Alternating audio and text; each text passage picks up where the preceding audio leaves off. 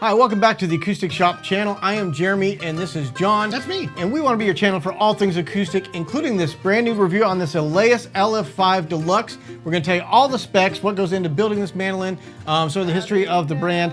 Also let you hear it, and we're going to talk about who this mandolin's for, who might need it, and then give you a tone sample at the very end and our rating system as well. That's all ahead in this video. Showed up in my headlights. I stopped and she got in the car, and in a shaky tone she said, "My name is Mary, please won't you take me home." All right, welcome back again. Today we're very excited to be talking about this new mandolin. Yeah. And as always, if you want to hear the full song, we did a song to go along with this. You can hear the mandolin played throughout an entire song. Yeah. We have tone samples at the end of the video. And please do like and subscribe. It only takes a moment of your time and costs you $0. Really? It's really cool. But if you would like and subscribe, that helps this channel to grow and allows us to put more into these videos, which we're already having a blast doing this. So thank you guys who have subscribed, and if you haven't, please consider clicking that button. We're gonna jump straight into the specs on this for people unfamiliar with the brand. This is the Aleyas LF-5, their F-style Deluxe mandolin. It comes at a price tag of $9,899, so right in that line of custom-built US built mandolins. It is an F-style mandolin, as we mentioned. It does have an Adirondack spruce top. Old growth is what they specifically call this. So it's an old tree with an old soul. It is a two-piece red maple back on it, and also the neck as well as the sides, also red maple, with an ebony head plate on the headstock. It does have the ivoroid binding on the front, back, sides, neck, headstock. It's the deluxe, man. It's got binding everywhere. All edges are bound. It also has a two-way adjustable truss rod and an ebony. You happy? Yeah, two-way adjustable truss rod. I disagree with a lot of people that say that it doesn't need a two-way truss rod. I found times that I need it to be adjusted the other way. It's a two-way adjustable truss rod with an ebony fretboard. It does have the silver Waverly tuners on this mandolin. Beautiful. And a bone saddle on it, or nut on it, and of course the adjustable ebony bridge on there as well. This one has two parallel tone bars as the bracing on the inside. It's a hand-applied oil varnish on this, which I love. That finish. Gorgeous. Looks gorgeous on mandolins, and one of my favorites. The neck is the same. It's got oil varnish, so it doesn't have the speed neck, but it doesn't feel as tacky as maybe some of the nitro finishes or some of the what's that other one called? Polyurethane. The polyurethane finishes. All right, it does have a net width of 1.17, and I don't know my fractions very well to tell you exactly what that is. It's a wide nut. That's all you need to know. It's a wider nut, yeah. So it's kind of what I prefer on a mandolin. You guys in the comments, go ahead and tell us what that is. It'll be great. Somebody that does a little bit better with fractions, go ahead and Google it. This has the silver engraved James tailpiece on it, and it's engraved Aleyas, so that's a really cool custom tailpiece with the Evo fret wire, which I'm a big fan of, lasts forever. Yes. And it's that larger, almost banjo size frets on there as well. A 12-inch radius fretboard. I also am a big fan of 12 and 14-inch radius. And then it has what I like a lot, the scooped Florida extension. So it has the look and appearance of the more traditional extensions. He even put some I guess you would call those like inlaid fret markers in there. So when he scooped it, it's been scooped. You still see where those frets would have been. So it kind of, from a distance, gives the appearance of having the full extension, but scooped so you don't hear so much of the clacking and clicking. And then it does have an abbreviated pick guard, which is very nice. It's kind of a floating pick guard and very attractive. We've talked about this before. I'm not really a pick guard person. I don't have any on my mandolins. But if I did, I like this. It doesn't really cover the F-holes, and it kind of floats out there over top of the mandolin, so it's not really hurting the tone at all or getting in your way. So very attractive pick guard on that as well. So those are the specs of the mandolin. Now that we've gotten into what it took construction-wise to build this thing, we can talk a little bit about the history of the Aleyas mandolins and kind of the I don't brand. know the complete history of this, but I do know that, like I said earlier, this should be the Chapman mandolin. Lee Chapman out of West Virginia is building these mandolins and has been getting a big name for himself in the mandolin world. There's a lot of younger players, as well as some that have been around for a while. Johnny Stats, those who have been around mandolin for a long time know Johnny, and he lives really close to Lee, and actually comes and plays a lot of these and has been playing a lot of Aleyas mandolins. So there's been a lot of new players right now that are coming. And that's, you know this as well as I do, it's been harder and harder to find mandolin builders out there. Obviously, I'm the mandolin player. I've been doing that for, what, 30-some years now. I want to have a great selection of mandolins in the shop, and there's so many really good ones out there. They're just really hard to get because they take a long time to build and they're in demand. So that some of these guys get waiting lists, 2 or 3 years long, including Gibson and we've been waiting on Weber's forever. It's just the demand is so high we can't really get our foot in the door to get some in the shop. So we have had some Aleyas mandolins in the past and then had a bit of a few years without getting them back in. And then you ran across Lee at Spigma back last year in January. And he had some great mandolins there that he brought his own personal mandolins to kind of show. And man, they're just monster instruments. Yeah, we had one a couple years back. We brought it in here. I stayed in contact with him, brought more in here, and he's like, you know what? I think it's time we should be able to get some. We started spacing these out where we're going to get a steady stream of these, as steady as possible. Just a really good builder out of Charleston, West Virginia. And like I said, in the small community of mandolin players, he's built a really good reputation, and for good reason. And I want to cover that just a little bit, and I want to get your opinion on this. The thing about mandolin is there are a lot of small builders out there. There are very few of them that can hit the level of a retail store. And you know what I'm talking about here. The demand in a retail store, and not by us, but by the customer, has become so high that there's only a few builders that can actually build to the level of extreme customer demand. I think sound quality is one thing. There are a lot of builders that are building great sounding mandolins, but they can do the fit and finish to the level of these master builder brands that have been doing this over and over and over and created well, not even that so much, but in the bigger production, they have specialized departments. So one guy's in charge of doing all the frets and the setup. One guy's in charge of doing the finish. One guy's in charge of doing the tone, tap tuning. And so they each have their own specialization that they're able to do. When it's a smaller builder, they have to wear all those hats. They've got to be the guy that's doing, and the big focus normally is in the construction build of it and the tone. So there's some really good builders out there that are able to get that part down because that's like the big focus. But then when it gets into those specialized things, sometimes these finish guys that work for Gibson or Cullings or any of those, they have guys that they've done it for 30 years just doing finish. They don't worry about any of the other stuff. They've perfected the job of finish and the finish work. So that's very difficult to get to that level so you can do all those things. And that's where you get the Gilchrists and the Red Diamonds, and so those top builders are able to master all those different levels. And I think Lee is doing a great job. Yeah, the finish work on this is up there with all those top brands we mentioned, and he's doing it all with just his small group there. In general, an incredible mandolin. I'm so glad we're getting them in a regular basis back in the shop, and I can't wait to see the next one after this one. So I guess we do have more coming, by the way. We do have more. We've got a whole list of them. We've spaced them out so that hopefully we'll be in a steady drip of those coming into the shop. So let's go into kind of our rating system on this. Sure. And start where we just talked about. The thing most people look for is the tone. Yeah. Where would you rate this, John? I like this mandolin a lot. This is in a light category of that, let's say $7,500 to $11,000 range custom build. I think it definitely falls really high in that. What I noticed about the tone of this, it is a tighter, more impactful tone. It leans a little bit on that modern bassy low end side, but not heavy. It's not overly boomy. It's got good crystalline top end.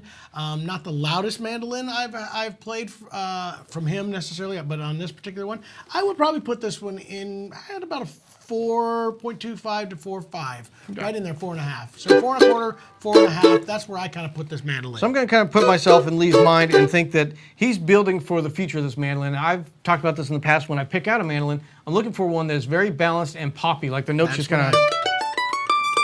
All those are just so round sounding. They just really pop out of there. Where a lot of builders will build for that first sale, and they build with this big woof. I want this thing to sound huge right out the bat. 2 years from now, this thing's going to be a different beast. The more it's played, that low end develops. It develops in there where you can't get it to develop that poppiness and clarity. And I kind of feel that's maybe what Lee's going for. It's just knowing the future of this mandolin, where it's going to be 2 years from now. So I definitely give this about a 4.5 because it's what I would look for in a brand new mandolin, knowing that I could pick another one off the shelf that would probably sound closer to where this one's going to be in a year, but then you risk that one kind of. And that's why we have you, Jeremy, the mandolin expert that remembers how ages. I know what you're saying makes perfect sense to me. I know in guitars, there's certain things that I look for out of a brand new guitar that I know will develop. And if I start with them too heavy, they're going to overdevelop. And that's a good point, Jared. All right. Change my score. I'm at a 4.5 on that. Setup and playability, this is exactly where I would set my mandolin. I agree with that. I like the action and the feel of it. It doesn't buzz at all at that current low. easy to play action. So I wouldn't change anything on this. In fact, we didn't change anything on this from when Lee sent it to us. It was set where I would like it. And I also really like that it has the double action truss rod, because there are times where I need to put a little relief in the neck and they don't naturally go to that, despite what other builders say. We just had a Mandolin just do this. We just had this recently. So playability and setup, I'm going to put this one right at a 5. I'm going to agree with you. Again, what I know about Mandolin playability, I played this one quite a bit. The neck shape felt great. Everything was there. Setup was great. So yes, I will agree with you with a 5. All right, well, that moves us on to build quality, and we mentioned this a little bit in the earlier segment, talking about what it takes to become a retail level builder. There are some small things that I think he's going to get better and better at. I know the hand rub varnish is difficult, and it does have a couple of little spots in the back that if you catch the right light, you can see a little bit of. But we're talking about the overall build quality of the instrument. I think he's top of the top. Like the bevel on the edges, the binding, the color of the burst, everything, the workmanship into it. I think the build quality itself, I'm going to put this at a 4.5 as well. I really like another small point here was the bridge shape. I like that he rounded that off. These are details that a lot of people aren't paying attention to. Usually a player would notice. A player is going to notice that, and it feels more natural. It's a radius, but it's also radiused all the way. Rounded, beveled edges. It doesn't kind of poke into your hand. Yeah, and you know, that little bit of the extra striping for the frets that aren't there anymore. Those little details like that. Again, I'm going to go with a 4.75. I think the build quality's there. I saw what you saw in the little bit of details up there, but it is, of the small mandolin builders, not including the big boys, this is probably the nicest finish we've seen from any of those. I would agree. And then that brings us to the aesthetics of it. And the burst looks gorgeous. I mentioned normally I don't look for a pick guard, but I think it really adds to the look of this one. Adding the Evo fret wire, I mean, that's just a little thing I love. But I also love the Taurus, or what would you call it, like amber buttons on the headstock. It really brings the whole mandolin together. The wood selection is just incredible, beautiful wood. And I imagine that old growth Adirondack spruce probably makes a big difference. You can tell how tight that grain line is and how even. But just overall aesthetics of the mandolin, looking at it, and you mentioned the fret markers on the fretboard extension. The aesthetics of it, it's a beautiful instrument, and I would put this at 4.75 as well. That's right up at the top. I love everything about it. I know we're seeing a big trend for the silver hardware. Good for him to do that, especially this matte silver hardware. Gold seemed to, I still love gold, by the way. I think it's one of those deals that says it's a top level instrument, but I think that having the silver plated over nickel plated parts, again, gives it a little bit more of a premium look. So yeah, I would also agree with that 4.75. All right. And then that finally brings us to the Shop Sustainable. I don't know. We don't know. We mentioned sometimes in these smaller builders, it's hard for us to confirm that. And we are working pretty new with Lee, so I'd like to maybe investigate a little bit more what he's doing for sustainability in the wood harvesting and the woods he uses. But for the time being, we don't know the answers. So we always err on the side of caution, and we will plant 5 trees for any of the Aleyas mandolins we sell until we learn otherwise. But we'll also be having that conversation with Lee very soon. And then finally, the overall value of the mandolin. This is a tough one. Again, we do this with every single mandolin. We just did the releases of the new Gibson mandolins. We do this with all the small builders, and everybody gives us a bunch of grief because they're like, $10,000, $20,000, that's just outrageous. Here's the deal. The market for high-end American-made mandolins, this is really not out of the realm of it's actually on the lower side of, maybe right about in the middle of the market. Especially for quality. The level of finish work that we're seeing out of this one, and the overall, the details on this one match the $30,000 and $40,000 mandolins that we have seen in recent builds. So to me, at this level, at a $10,000 build, yes, or under $10,000 build, yes, that's very expensive, but I think it's absolutely there. So I actually am going to go all the way for a 5-star because I do think this fits in that level of the $25,000, $30,000, and even some of the $40,000 mandolins. And I know that sounds stupid, but it is just fact that that is a world that we're living in. Yep, the mandolin market is, we talked about just the amount of time it takes and the expertise that you're paying for. You're not just paying for those hours, but you're paying for that 20 or 30 years of experience to get them to that point. And then the demand too. The demand increases the price. back to school days of supply and demand. They're in so much demand that the price has to go up to keep up with the demand. And I think this one is actually keeping below where the market would sustain them. So I give them kudos for that to make it, I'm not going to say budget friendly because that's still a lot of money, but to get a professional grade mandolin that you can be on the road for the rest of your life, break that payment up over the next 10 years that you'll be playing this at least, and it is such a bargain. So I would definitely put this at a 5 as well on my rating. So with all those things said, who does this instrument, who is it made for? I will answer good question, Jeremy. Now this is definitely for the pro player. This is a pro level mandolin that you would see any touring musician out there on stage every night playing, but it's also the just mandolin enthusiast that wants a high quality US built instrument and appreciates that boutique builder, that guy in his workshop spending hours perfecting not only the tone of the instrument, but the look and appearance. I think it appeals to both those, and it's meant for both those markets. Can we call this, and again, this is going to get me grief, a budget-friendly, professional-level instrument? I would say so. I mean, it does have the name that is getting recognized, so there is some of that people want to be seen playing, like the great mandolins. So it's got that name. It's got the quality, the build quality of much more expensive mandolins. Definitely, if this is your first mandolin, it's probably not the price range you're looking in, and that's not a knock on anybody, but if you have that money, great, you're going to get yourself an excellent instrument. That you never want to get rid of.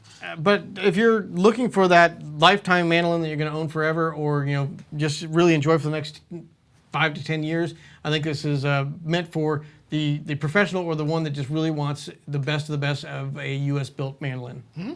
So following on that line of thought, what would this kind of compare to on the market in your view?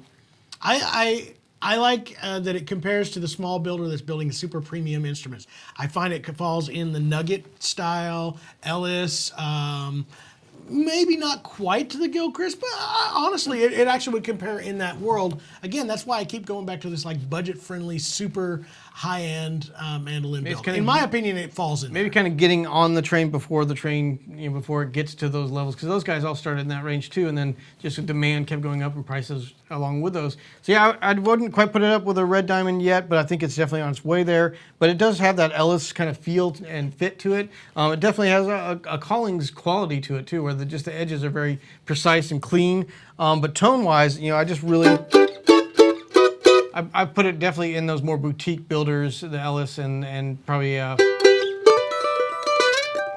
even kind of a different level than the Webers. It's just get a little bit more boutique and specialized. Yes. My personal cons of this instrument, and it's not this at all. It's just the mandolin market, unfortunately, is not the easiest to enter as far as expenses. And if you were wanting to play piano, you don't have a lot of options if you want a premium grand piano. Those are not inexpensive instruments.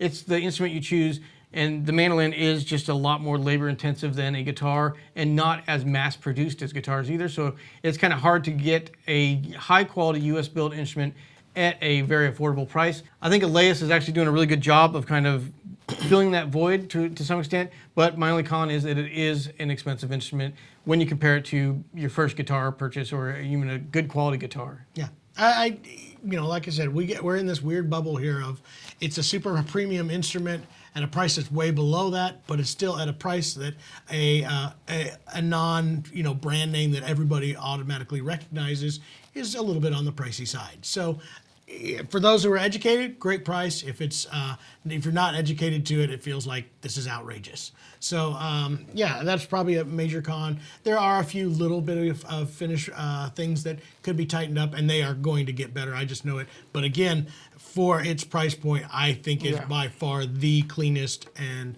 nicest build that we have seen. We had one person leave a good comment on YouTube saying that think of these as a tool. This is meant for a professional musician, and that price tag is representative there. If you ever seen what it costs for an actual mechanic to buy snap-on tools and the toolboxes, there's a big expense there for the highest quality tools, but they see the value in it because it is part of their career path. Same thing with an instrument. If this is a touring musician, it is absolutely worth the investment. Sure. All right, that brings us to the final part, John. What does it sound like? We're going to give some quick tone samples. Make sure everybody knows how good this mandolin sounds. I will play it to my best and then let you guys hear what it sounds like. Again, if you want to hear a full song of it, we have that available down in the description below, but now we'll let you hear it by itself.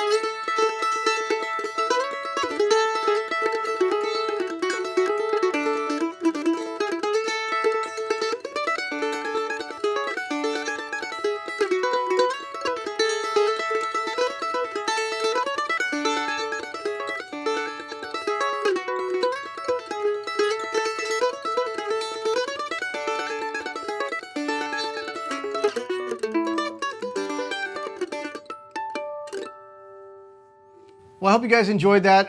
We're going to be getting a lot more of these mandolins in the shop, and I can't wait to keep doing more reviews on them because I know everyone that I have played I've been a big fan of, so I can't wait to see the next one. If you did like this, and we talked about some of the boutique building versus the more streamlined production mandolins, Gibson being kind of the flag bearer of that. They just came out with 2 new models of mandolins, and we did a big review on the new F5G mandolin, which we're a big fan of. Those just came out.